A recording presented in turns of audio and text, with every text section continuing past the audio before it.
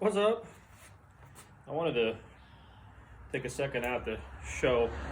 So this casing I got for the wires. So one of the nice things, it's black, so it matches the cage, but it's real easy to go on there. So I don't know if you guys can see this, but when you push it together, it'll kind of collapse and then put on the wire. But and then whenever, it doesn't matter what color wires you put in there, whenever it's kind of shrunk back down, you know, you can't tell what's inside it. So that's kind of a nice thing. So the way I've got this in there, I'm gonna do all my lighting and everything, and all the wires that are gonna be exposed.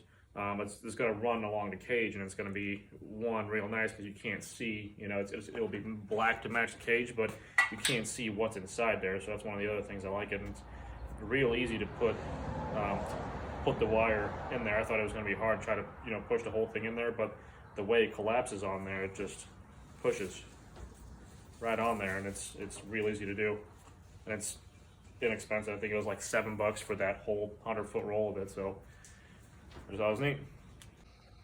All right, so first part, I got the lights mounted on there and everything, but I got the original wire to come from the light, and then I got it soldered in there and shrink tube and everything.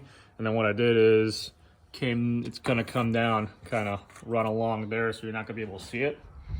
And then I soldered together the connection for the second light. So basically I got both of these run into one, and then I got it soldered together here. So two wires going into the one, and then I'm gonna put some shrink tube on top of this too right here. And then whenever it goes along the cage, again, it's gonna be, everything else is hid, and it's gonna run along down. So I'm gonna have only one black wire run along the cage versus all those other wires that were on there. I'm in the process of getting all this stuff cut out and getting it moved.